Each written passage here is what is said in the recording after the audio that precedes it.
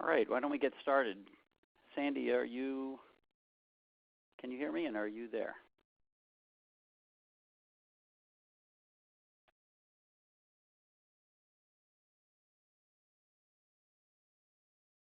Sandy, I can't hear you. Are you on? Can you hear me now? I can. That's great. Okay, good. Hear you. Fantastic. So thank you, everybody, for joining us today to discuss Appraising into the Sun, a new report released today by LBNL. And I am Ben Hohen. I am joined by Sandy Adamatis. We are the co-authors of this report.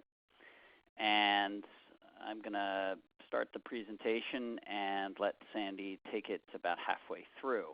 I just quickly want to thank the Department of Energy, the Solar Energy Technologies Office for supporting this work.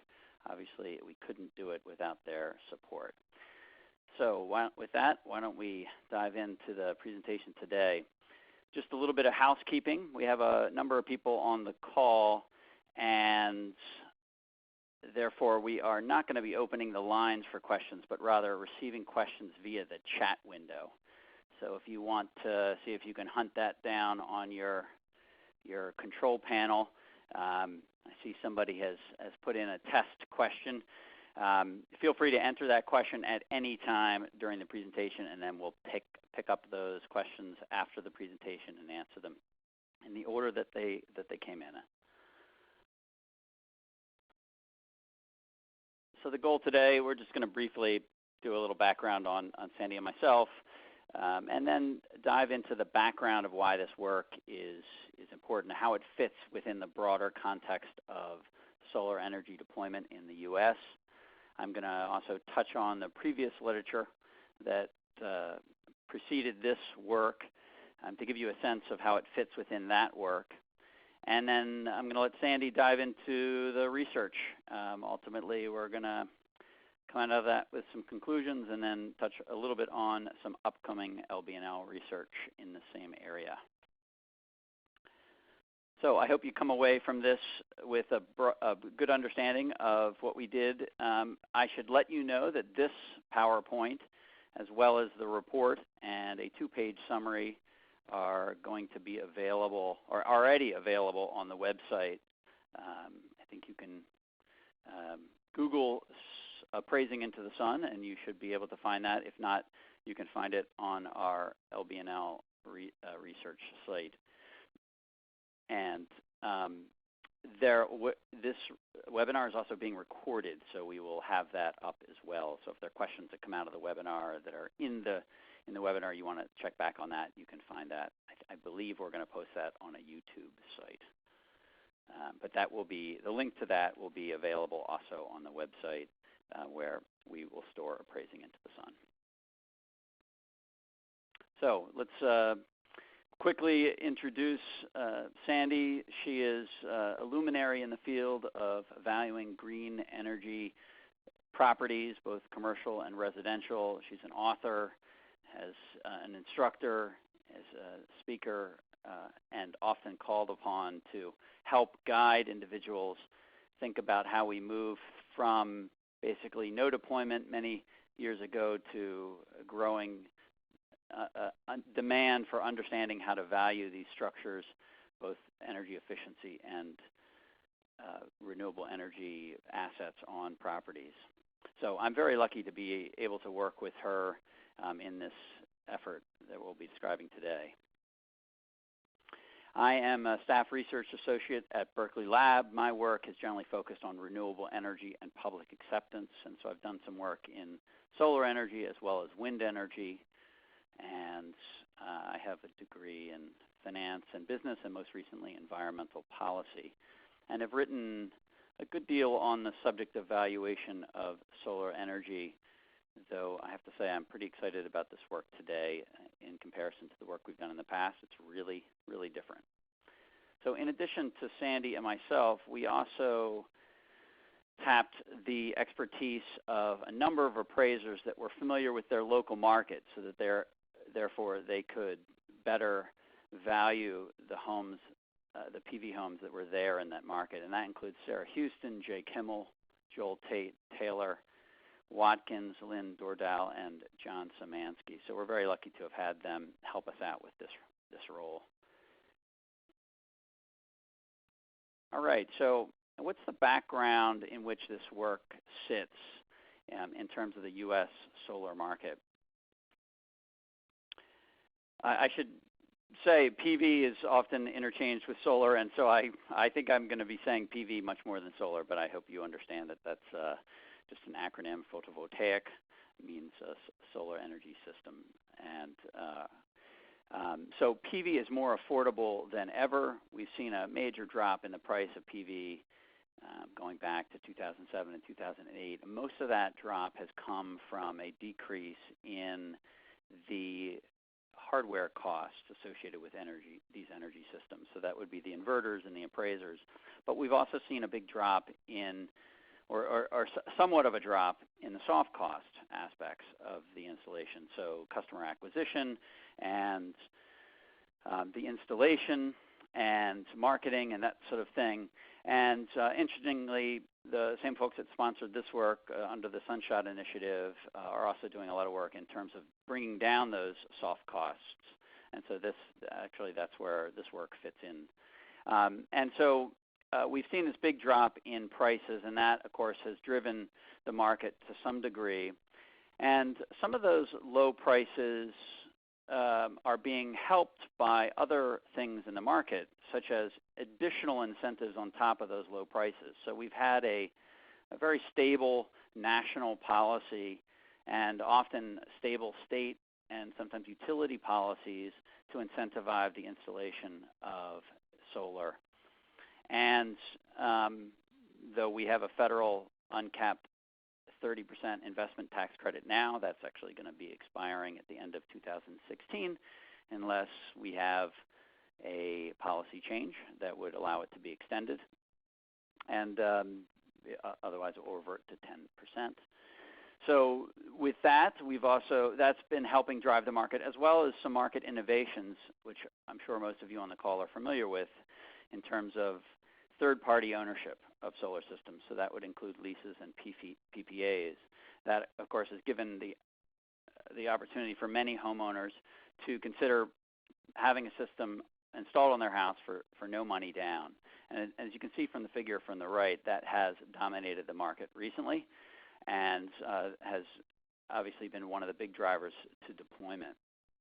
Now, with these low prices and stable policies and new market innovations in terms of financing, we've seen lots of installations. So we have over 725,000, so almost 750,000 U.S. residential installations through Q2 2015.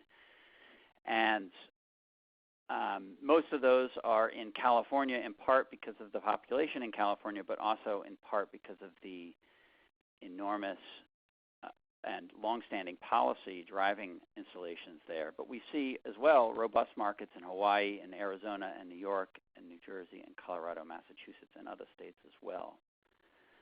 So those 725,000 constitute approximately 1%, maybe a little less, of the U.S. housing stock, and approximately 0.13% of the U.S. electricity generation. So we have plenty of room to go here in terms of developing this market. But clearly this is a significant amount of homes that now have PV. Now, even though we have, let's say, 1% or less than 1% of the U.S. housing stock having PV across the U.S., in some locales we've seen much higher penetration. So these next two slides are examples of penetrations in various jurisdictions. So these are townships in Massachusetts, and as you can see from the coloring, in some townships we have a penetration of 18 to 32%, in others 7 to 18%, and then many more, somewhere between 1 and 7%. So we have higher penetrations depending on where you look in the U.S. This is, you can imagine what a township would be like with somewhere between 18 and 32% of the homes having PV if a home transacted in that locale. Obviously, that would be one that would require a knowledge of solar and maybe an understanding as to how it would be impacted when it did so. So that's Massachusetts as well. In San Diego, we have higher penetration rates as well, ranging from, all the way up to almost 18%.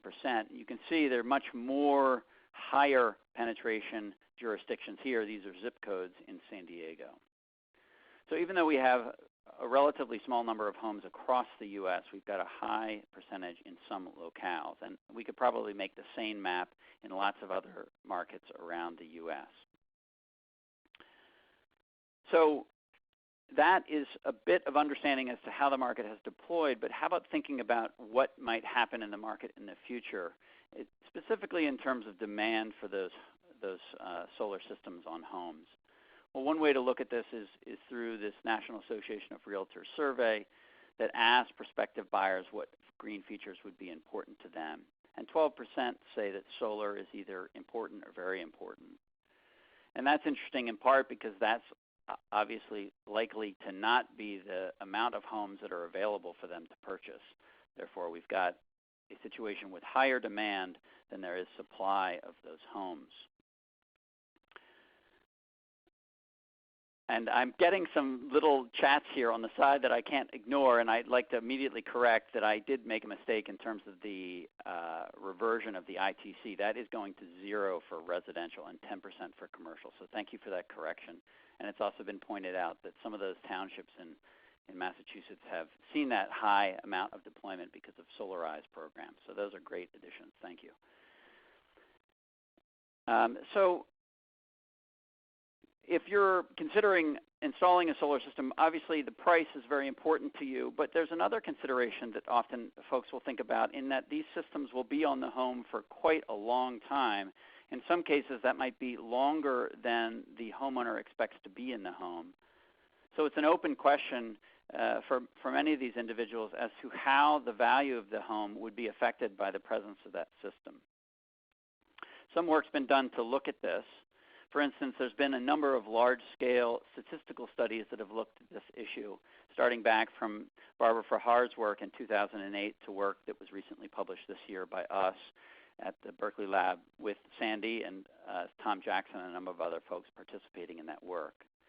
Now, these studies take the idea that the best way to analyze data is to analyze it on a broad scale, and therefore you can have a high degree of statistical precision around your estimate. And then you can clearly see whether a market is responding to PV or not, and also be able to draw out potentially very slight relationships that wouldn't be available if you were looking at small numbers of homes. So that's what these kinds of studies exploit. And in all of them, there's been a clear indication that the market is responding to the presence of solar for host-owned PV systems, those that are owned by the homeowner as opposed to leased. Now, these are very useful studies for that purpose, but not very useful for individual markets where it's difficult for them to apply these kinds of results, especially for an individual home. So some others have sought to fill that gap. For instance, Lisa Demarai and Taylor Watkins, both in Colorado and in Oregon, have looked to do smaller scale studies using appraisal techniques such as paired sales of individual homes to see whether the same kind of patterns emerge. And they have found similar results. They found premiums for solar homes. So our work fits in with this work, the work that we'll be talking about today, in that it is small scale analysis conducted by appraisers on individual homes in these markets.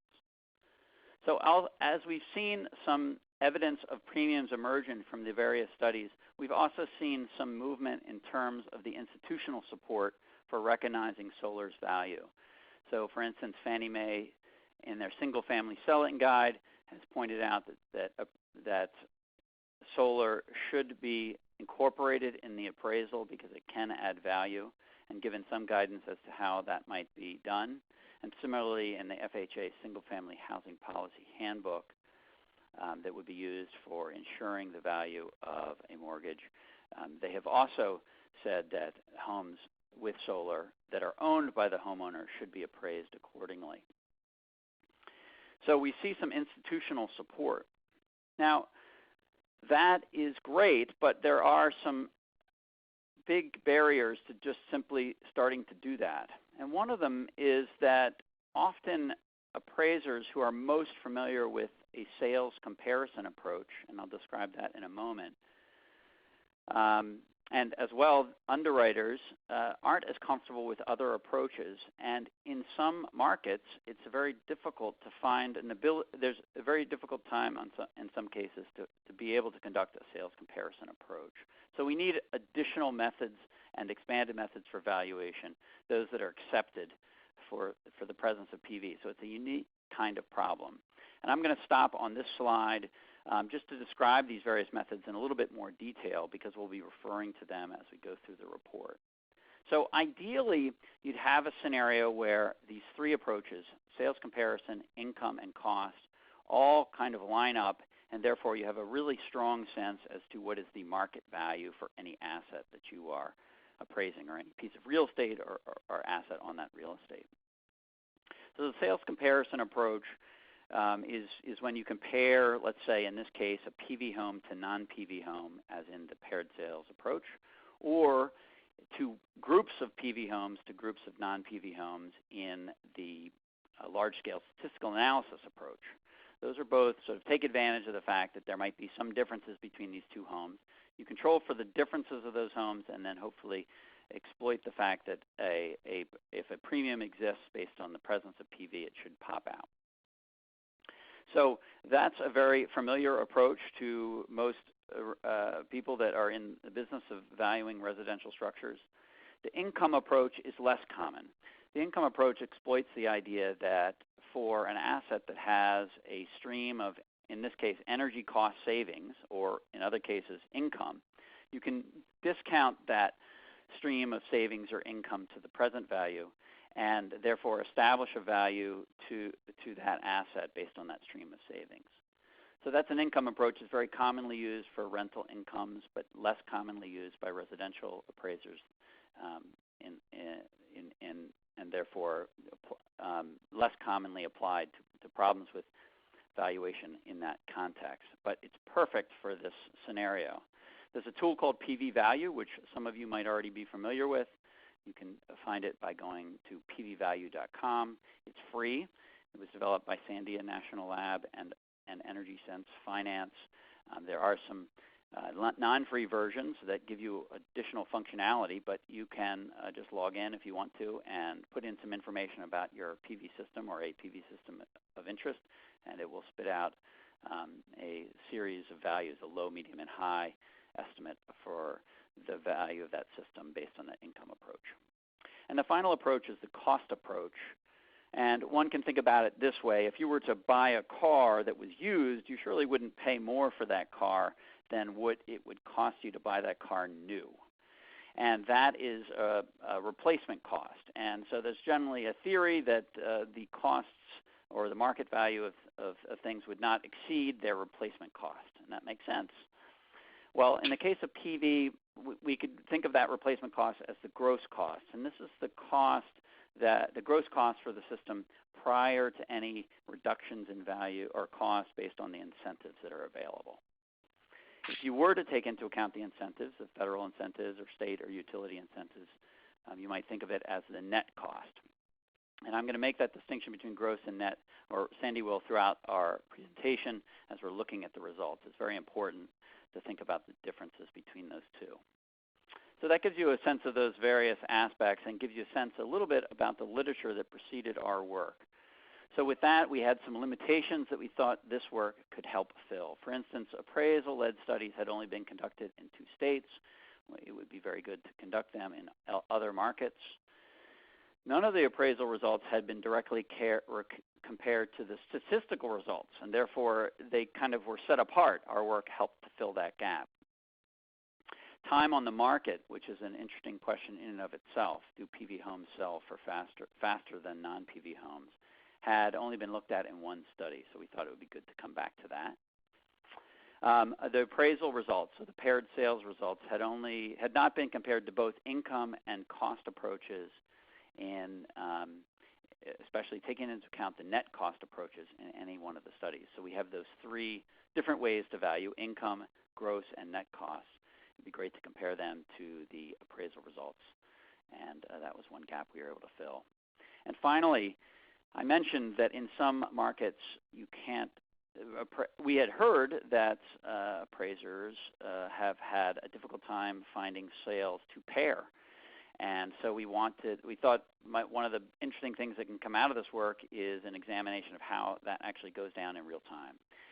And so that was one of also the gaps that we filled by this work. So let's see here.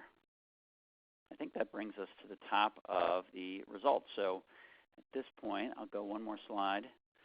I will turn it over to Sandy. And I guess I'll quickly deal with one question here, which is, does this work? Well, it's going to be right here on the slide. Does this work focus on host-owned systems? It does. I can talk a little bit about the work that is upcoming that will focus on third-party owned PV systems. So with that, Sandy, why don't I turn it over to you? All right, thanks, Ben. I want to start by saying it's been a real honor to work with Ben on this and the other 7 appraisers, and quite an opportunity to learn a lot more about the solar PV and the markets. This work started back in 2014. We had already completed the hedonic modeling, so this was a great follow-up to it to see how it matched up as Ben set up for you. We completed this in late 2015. We've been really excited about presenting it. It involved 7 appraisers. I thought it was always best to have local appraisers that work in the market to be the ones doing the groundwork because they know their markets best. And of course, then I looked over all the data that was sent in, and in most cases, another appraiser from the same market also reviewed their work to assure that we were looking at good quality work that would be credible to the appraisal world. We had 6 states involved, and I'll show you a slide a little later about the 6 states that were involved in the appraiser-driven portion. When we started this, we gave the appraisers working in their own market sales from the same data set that we used in selling into the sun, the hedonic modeling set. So we had them we just gave them a spreadsheet with all the sales and had them to go through and try to find paired sales for as many as they possibly could. So it gave them a good data set to start with, and in some markets we had many more than others. And again, just like someone typed the question in here, this is host-owned only. We didn't do third-party owned systems. So this is just owned systems that we're studying in this market, or this report, which moves us to the transactions that were not usable. Like I told you, we gave them quite a few sales in spreadsheets and said, go through these and see if they all meet the definition of market value. We didn't want to use any that really weren't true market sales. If there were foreclosures, we eliminated them. If they weren't in the MLS or weren't on the market for a reasonable amount of time or were FSBOs, for sale by owners, we exclude them because they may not have sold at an appropriate price. And then there were a number of them that we couldn't use because we couldn't find a similar property that would ideally match up and give a credible result. So we only ended up using about 20% of the sales that we actually started out with. And again, I think that points to the problem that appraisers have in the field, that paired sales are very difficult to find every time we go out to appraise a home. So I think this helps to solidify the appraiser's reasons for not having paired sales or even having a sale on their sales comparison that would have the same PV system or a similar system. This ended up with our data set, final data set in all 6 states with 43 PV sales in the 6 states that we could actually pair up. And here we give you a rundown of those states. So we had California with the most. I was highly surprised at that one because we had a lot of sales data there.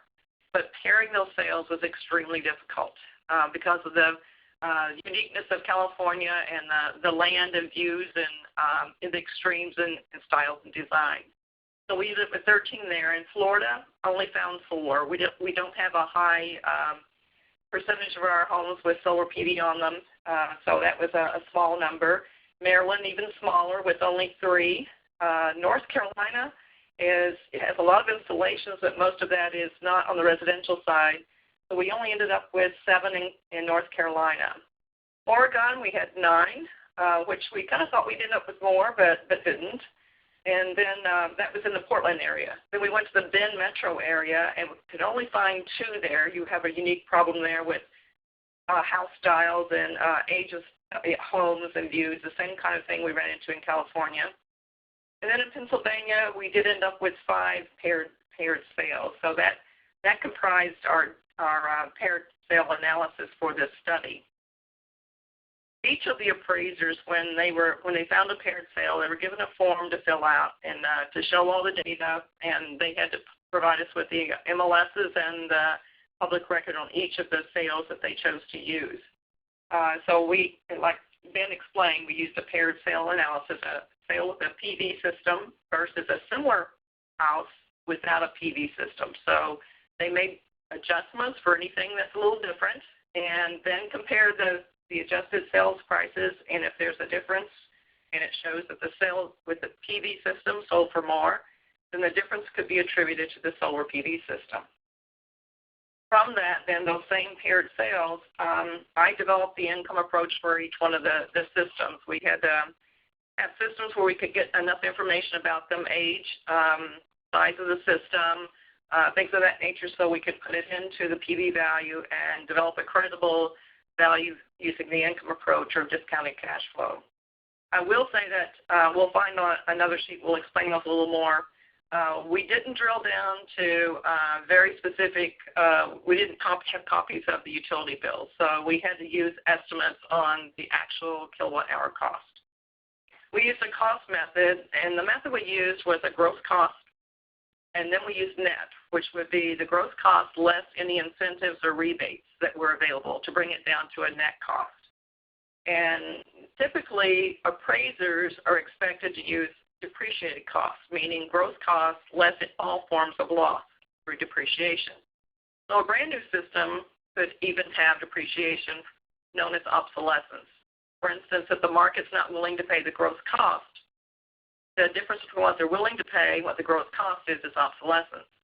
And with limited data, we haven't studied enough to know what exactly is that number. So we found that using net cost and gross cost was our best bet until we have better data to explain depreciation. It looks like the incentives and the rebates are offsetting any obsolescence or depreciation at this point. And you'll see that as we move along a little further. Appraisers looked at time on the market. We were trying to find out, did the homes with PV systems sell for more or less? And we'll show the results as we move along here. Our data set had a wide range of sale prices of homes. As you can see here, the minimum price that sale price of a home we looked at was $150,000, and that was in 2010, a 2010 sale. System was 1,000 watts, and everything that we do throughout here, we will be talking price per watt. That's how it's costed. Solar PV is costed. And that seemed to be the unit of value that was most consistent when you look at the data in the sales that we reviewed. And the minimum here was $405,000 with a mean of $431,964. As you can see, the highest price sale price of a house was $1,050,000 that we reviewed, and that was a 2014 sale. So that was the newest sale that we reviewed. And the income estimate on the minimum was $1.01 per watt, with the maximum at $4.42 a watt. And the gross cost was at a minimum of $4 a watt up to $7.30 a watt. And net cost was $1.48 a watt up to a maximum of $4.32 a watt. Hey, so, Sandy. Yes. Go ahead, I'm sorry. I just want to quickly correct here that the sale that was $150,000 and the sale that was $1 million weren't necessarily in the 2010 and 2014 sale year. The full data set spans 2010 to 2014, but that high price sale, for instance, might not have been in 2014. You're right, Ben. Sorry. Thank you for correcting me on that. Yeah. All right, so let's move on to the next one now. These are where your sales price premiums come in. These numbers came from the paired sales. So this is the sales comparison or the paired sale analysis. And as you can see, we got them by state, and then we have all the homes grouped together. So you can see that the lowest price that we found in paired sale was $2.68 a watt, and that was in North Carolina. And the highest price was $4.31 a watt, and that was in California. Now let's think, why would that be? And let's move back to what is the utility cost price per kilowatt hour. It's the highest in California. So it makes sense that people would be more willing to pay a higher price for solar PV in California than they would, for instance, in North Carolina, where the cost per kilowatt hour is less. So those numbers fall right along with the kilowatt hour cost and with logic. The premiums apply, remember they apply the 2012 sales. So you might look at this and say, well, right now I can buy a system for less than this. Well, you got to remember that when we're looking at sales as of a specific date, you always look at that date. Now today, as prices have gone down, if we were to study that same market with new sales, 2015 sales, the paired sales may come up lower because the price has gone down. And that's what we were finding in the market, looking at older sales versus newer sales. As the price went down, so did the sales price premium from the paired sale analysis. So when we threw all of these in there together, you can see that the average was $3.78 a watt in all 6 states that we've studied. And I will point out that you can see Oregon is pretty high up there at $4.20 a watt. Their cost for their kilowatt hour was not that high. But that number falls along with hedonic modeling as well. Kind of an unusual thing and something we couldn't really pin down with data to tell us why would they be willing to pay so much more when they have a low kilowatt hour cost. And the only thing I can attribute it to would be green cachet, the attitude of buyers in that market. They have more concern for climate change. It's a fad. I don't know, but those are things that you might think about in Oregon. So I'm going to move on to the next slide here, where we compare the income, the premiums from the income approach versus the average. I'm sorry, we've got California here with the red is the average income approach, and the blue is the premium from the sales comparison or the paired sales. And you can see in all cases the income approach using PV value was slightly lower. I attribute that to the fact that we didn't drill down to the exact price per kilowatt hour. That may have raised it in each one and brought it up closer to the sales price premiums. Although they're not that far off, it does provide us with a test of reasonableness. The second thing that the PV value provides us with is a test of its credibility. And because we often heard from appraisers, or didn't often, sometimes appraisers would report, well, the lender didn't want me to use the income approach because it's not applicable to residential, so they didn't want appraisers using the income. And I think this is a good argument for why appraisers should be using this as a test of reasonableness. The PV value gave us some pretty reliable indications here. And again, you're looking at the lowest we found on that with PV value was $1.78 versus $4.20 with the sales price premiums. So there you can see the PV values using the kilowatt hour cost. Again, we just could not explain that with any fact. That's where the hedonic modeling fell, and that's where the paired sales analysis fell as well. So let's move on to the next one here, where we show the gross cost, the net cost, and then the sales price premium from the paired sales. So the blue is in the paired sales. The darker green is the gross cost, and the light green is the net cost. And as you can see, which would be logic, the gross cost, that's before any incentives, rebates, anything of that nature, that was much higher than the other indications, which would make sense. No one's willing to pay cost new for a used system. And then the light green was the net cost. So that's the cost after the rebates and incentives. And as you can see, in most cases, again, except in Oregon, the net cost follows the sales price premium that we found from paired sales. So again, the cost approach using the net cost is a good test of reasonableness. So really using these three methods, it's a really good indication of what that solar PV is worth in the market, and should be something that Fannie Mae, Freddie Mac, and the lenders and underwriters should be reviewing this and having some confidence when appraisers use these methods that they are giving them something that's credible. Our next study here on this slide is days on the market.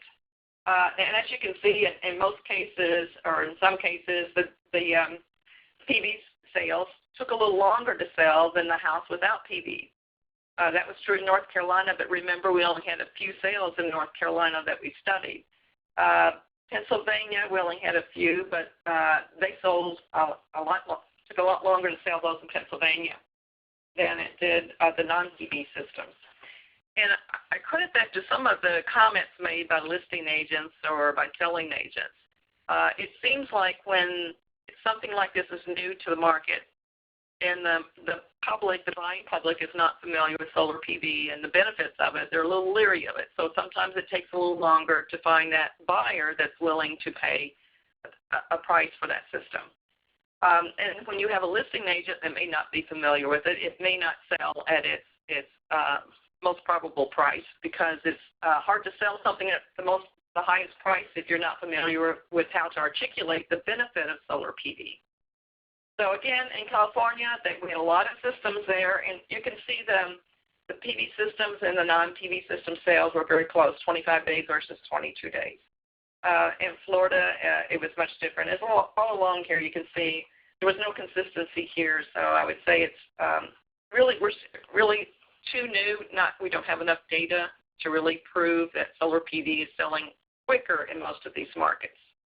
That may change as people become more familiar with the systems. Comparisons of the methods here. We've got selling into the sun. We used different methodologies than the hedonic modeling. And one of the reasons for that is in hedonic modeling, most residential appraisers, and remember all these systems we measure were residential, none of them were commercial. In residential appraising, appraisers are supposed to deem whatever work they use as credible. So if they were to rely on hedonic modeling, they would need to understand how to explain hedonic modeling and understand the methodology used. In most cases, most of us would not feel comfortable in explaining hedonic modeling to an underwriter or to a lender.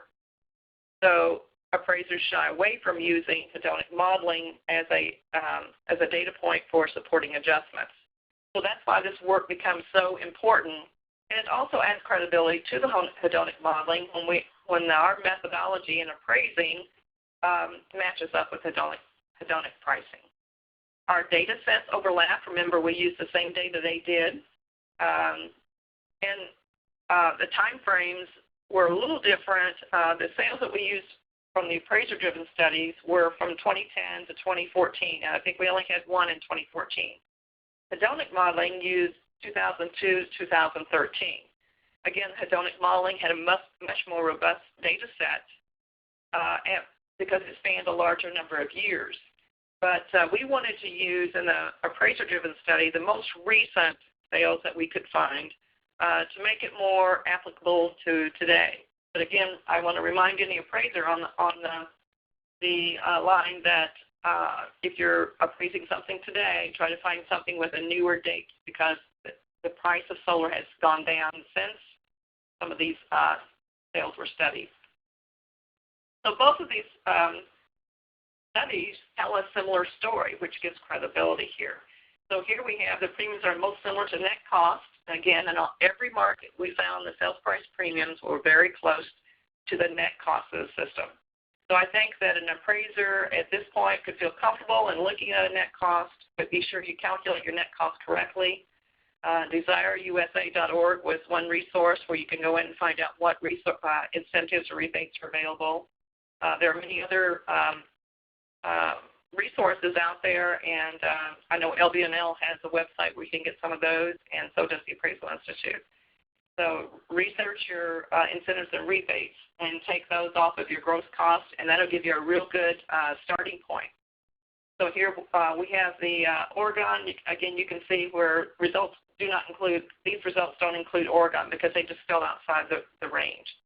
So the paired sales results on the left side here, and the hedonic modeling results on the right side. You can see how similar they are. So again, that's an excellent study of both methodologies, and they're both proving each other to be very similar and credible. With that, I'm going to turn it back over to Ben, and he can fill in all the blanks that I left out and give us that summary. I don't know if I can do that, Sandy. It's really a pleasure to hear you talk, and especially be able to relate to stories that are really about folks that are on the ground, because so much of this work is designed to apply to those individuals, but you're obviously connecting with them. So I'm going to round it out with two more slides here. We've got just the overall conclusions, just to summarize. One of the big things, as we've mentioned, is that in many markets, finding sales to pair can be very difficult. Therefore, it really makes sense to allow individuals that are seeking to value these properties the ability to use the income and cost approaches and have underwriters that trust them. We found that PV consistently adds value throughout our sample, whether we are looking at the broad sample or individual states. Clearly, there were premiums there. The net cost estimates seemed to be the better proxy than gross. Gross is all high in all cases. The income estimates generally were conservative in comparison to the premiums, yet they were correlated with the premiums. And as Sandy said, the good test of reasonableness. The results from the study seem to conform to those of the hedonic study, which bolsters both. Though obviously if you're looking at transactions in your individual market, you need to estimate those premiums for that market. When no comparable sales, as we've been saying, are available, net cost and income methods do seem to be reasonable proxies. And finally, we didn't observe a difference in the days in the market. So can't emphasize enough the importance of establishing a value in any individual market. It could be that the incentives are different, the installed prices are different, the underlying retail electricity rates are different. So those need to all be taken into account when establishing a value. So last slide here, and this gets to some of the questions I've seen popping in, which is that we obviously there's a big demand for doing work in the area of valuing third-party owned homes that have third-party owned systems. The trick here is that those systems are actually not owned by the homeowner, so they can't be considered part of the real estate process. They are personal property that might be transferred outside of that process. Difficult to value them for that reason. But we are in the middle of conducting a survey of buyers, sellers, and realtors that were involved in some sales of third-party owned transactions in San Diego, and that should be coming out soon. We are going to do a statistical analysis using the hedonic pricing model of around 400 transactions of homes with third-party owned systems. And then we also will have with that work a paired sales analysis of approximately 30 homes. So Sandy's going to be working on that with us and as well as an academic team. We hope to have that out mid-next year. Separately, totally different than the valuation question, is how do we get these system characteristics out there for people to do their own valuation or even to search PV homes. We are working with Elevate Energy to develop a roadmap to examine ways that we might get PV system characteristics to auto-populate into multiple listing services. And then as well, LB&L will be doing some work focusing on the commercial PV market. So those are the upcoming pieces of work. I've got our information here. I probably should have put a link to the report, but I don't have that on the slide. I think obviously if you email us, we can send you that link. It is maybe soon you should be able to Google Appraising into the Sun and find it. I'm sorry for that, not having that if you haven't already seen it. It was out in the press. I guess it was in the webinar announcement today too, so you should have it for everybody that's on the call here. So that's great. We have a little bit of time here. It looks like 12 minutes to get us to the top of the hour to deal with some of the questions. And so, Sandy, why don't I just kind of step through them, and we can pinch hit as need be. Okay. Let's see here. Okay, question asked about additional research on third-party systems. We just talked about that. It's a big need, and hopefully we will fill in some of that gap. Let's see. Do you want to take income question? I'm sorry, what's that? Can you explain income one more time? Can we take that one? Yeah, go ahead. Okay, the income approach that we use using the PV value tool is the discounted cash flow of the energy produced. For instance, you can go to the website and freely sign up, register it, and walk through it. We have a 2-day class that the Appraisal Institute offers, and we use that in our classroom. You need some special inputs, some information, characteristics about the solar system. For instance, you need to know how many watts it is or how many kilowatts, and you can convert that to watts. The size of the system and the kilowatt hour cost in that local area are 2 key important features, along with the age of the system and whether it's thin film or a crystalline type the panels. So once you know enough about the system, you can put those inputs into the PV value tool. You have to know how long that system is warranted for. For instance, if it has a 25-year warranty and it's already 5 years old, the discounted cash flow would only go out 20 years because we use the life of the warranty term, which mirrors the life of the roof as the useful life of that system. Now, typically appraisers like to use economic life, but at this point we don't have enough data to prove economic life. So we're using the useful life of the system. So these systems could last longer than 25, produce energy for more than 30 years, but we're using the useful life remaining. So we would do this kind of cash flow for the 20 years remaining if it's a 5-year-old system. This would tell us about how much energy is produced, and remember, every year the system will lose about 0.5% of energy produced a year in most systems. Now, some of the newer panels might be a little bit less than 0.5%, but 0.5% is the typical system today. So that discounted cash flow takes into consideration replacement of the inverter at least midway through the life of the system, and the derate factor, that means the loss of energy produced throughout the system, as well as the degradation, which means the loss of energy as it ages. So once you do that, then it brings that dollar amount into today's dollars using a discount rate. So again, that's something that residential appraisers may have a little trouble with, but if they take the course, they'll get some pretty good guidance on how to estimate an appropriate discount rate. So using the appropriate discount rate, you can come up with the value of that system today based on the energy it should produce over its lifetime. Hopefully that helps. That was great. Thank you. There's a question here. Any data or insight on properties with PACE financing? Okay, I think you're probably wanting to know, do they sell for less because of the PACE financing? I'm just assuming that's probably the question.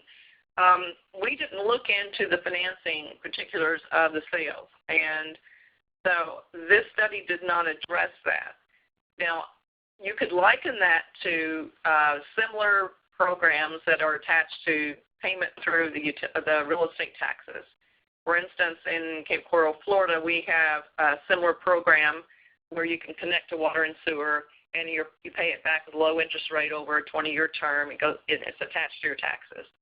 In those cases, we found when a house sold, if the seller paid off the loan, the sale price was not affected. But if the borrower assumed the loan or the PACE program, then they would typically that property sold for less than one without the PACE loan. So that's something that each appraiser is going to have to look at in their market. Did the PACE loan, was it paid off by the seller? Did the buyer assume it? If the buyer assumed it, did it affect the sales price they were willing to pay? So we didn't get into that with this study, but it would be an interesting study and something that we'll probably have to address in the future. Great. Thank you very much. We're being admonished for not pronouncing Oregon correctly. Hopefully I've done a better job there. Sorry about that. Let's see here. Just a comment, I think a great one. It would be worthwhile doing this study when the ITC is gone. That's a great point. And all of these studies, both this one, the ones that precede us, are a snapshot in time. So unfortunately, we can't get a final answer. We're going to have to consistently be doing this into the future, but that's the same for any other asset. You can think about, stainless steel appliances maybe are in vogue now, but at some point they won't be, and at some point they will make a declaration that, let's say, they don't return their investment, or they aren't something that a buyer really wants, and that is the way that the market reacts. So it is an ongoing process. I think we're providing answers, filling in some gaps, but it will need to be filled in going forward. So good comment there. Let's see here. There's another address, Ben, that has someone asked, the average PV residential system in the U.S. is 5 kilowatts. So the average value added to a house is with PV is $378 a watt times 5,000. No, remember, if you're looking at today, well, the study that we did, we only had one sale in 2014. The rest were 2010 through 2013. So the price of solar has gone down. The net cost of solar today in all the markets that I'm aware of is less than $378. And that's going to be your benchmark or your starting point. It's what is the net cost in your local market. So be careful and don't make those assumptions or applications. Yep, there's a comment here about the sample size. Admittedly, it's not very big, 43 transactions, especially when we've just come off of work that's analyzed 4,000 transactions. That wasn't necessarily our expectation. Remember, we presented them with over 200 transactions, figuring we would get a high percentage of those. It was only later that we realized that many of those couldn't be paired. So we came out of it learning a lot more about how that paired sales process works, but less information about those transactions. So, and also note that these transactions were drawn directly from Selling into the Sun, which had a data set that only went through 2013. There are lots of other transactions out there, those that didn't end up in Selling into the Sun, those, meaning other markets, and those that occurred after that in the same market. So this work is work that hopefully will be built on by others. We really hope that it's a springboard for lots of these kinds of analysis to be done in the local markets around the country. It's not very difficult to do this kind of work. You have to be patient, but if you can find the transactions, these kinds of analyses can be done using all the tools that are here. So we encourage others to sort of copycat and conduct all kinds of similar kinds of analysis in other markets. So thanks for pointing that out, and we admit to it. Let's see here. Question, I can't answer this one, Sandy. What is the threshold for how similar homes must be paired? How similar do homes need to be paired? Maybe I think that's what he's asking. Well, in most cases that are paired sales, we try to find as similar as possible. In other words, we've had to make a lot of adjustments. Remember, on the secondary market, they don't have any more, but at one time they had 25% gross and no more than 15% net or 10% net, depending on the lender you're working with. We tried to stay within those guidelines. You got to remember, in California, the adjustments, line item adjustment can be pretty heavy. So we try to find as similar as possible to keep those differences down, adjustments down, so that we were really looking at true paired sales. There was no exact number given to the appraisers, but like I said, we had them looked at by more than one appraiser in a market to be sure that that we were looking at credible results. Let's see here. I've got a lot of comments here. I'm trying to deal with the questions. Can you give a simple example with numbers of how this premium plays out? This is the risk of any of this work like this, because individuals are looking to get an answer and then apply it elsewhere. And what we're really advocating for is not doing that. What we're saying is we can clearly see premiums in these in a variety of markets. And if you look at both appraising into the sun and selling into the sun using different approaches, clearly the market is responding. But if you're going to value an individual home, one needs to calculate that premium by home. So we recommend, for instance, using the PV value tool that gives you an approach using the income method for doing so. If you're looking to appraise a single home, make sure you get a qualified appraiser to do that, one that's familiar with the methodology in doing so, and hopefully we'll be able to find paired sales to pair that home to establish the value in that local market. But I think it's dangerous to say what we're finding any premium that you can then apply elsewhere. So I'm sorry we can't answer your question maybe in as clear a way as you'd want us to. Sandy, I don't know if you want to add anything more to that one. Oh, I think you've explained that very well, and that's a caution that we've given throughout the report is don't take this and apply it to today's market. Look at the market, the individual market, your kilowatt hour cost, the size of the system, which follows right into this next question here by someone. It says, it's concerning that it sounds like the adjustment for solar PV can be a calculation based on the formula. Adjustments are always market driven, so how can you use a formula? We didn't use the formula in the paired sales analysis. We used the typical paired sale analysis that appraisers are taught to use in all the courses, and we followed residential appraisal procedures. What you may be confusing this with is when I explain the PV value, that is a discounted cash flow is a set of formulas. It's bringing future dollars into today's dollars. That is a test of reasonableness. The secondary mortgage market and USAP tells us to use all applicable approaches.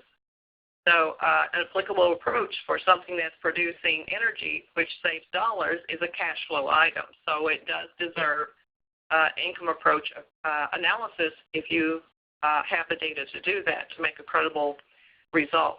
So what we did is with paired sales using the typical paired sale analysis from the appraisal process, and we compare that to the income approach using the discounted cash flow, and we compare that then to net cost. So we have three indications here, and they're all mirroring a very tight range indicating credibility. Hopefully that answers the question about the formula. Yep, and then I guess we're at the top of the hour. We're going to have to cap it here. There's one more quick question, which is, I think I can answer, which is, do you have appraisal information for solar homes in other states that weren't, I guess, in this report, such as Texas?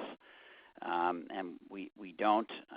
Sandy, actually, you might know, are there individual homes that have been appraised with PV in Texas, and maybe we can connect that individual with this particular participant here? I don't have individual names. There is solar PV being installed, and we've had our courses in Texas. They haven't been well attended in the Texas area, but there is solar PV houses being sold with it on it. Yeah, of course. All right. Well, thank you, everyone. I really appreciate you spending a little time with us today, answering great questions and pointing all kinds of things out. Thank you for your time and your interest. And we're gonna go through these questions and comments one more time. Maybe we can address them directly via email. So with that, we'll end the webinar today, and we can talk. And I just will point out that I also emailed the link to the study, and of course you have our email addresses that have been on the screen, so feel free to contact us directly. All right, bye-bye.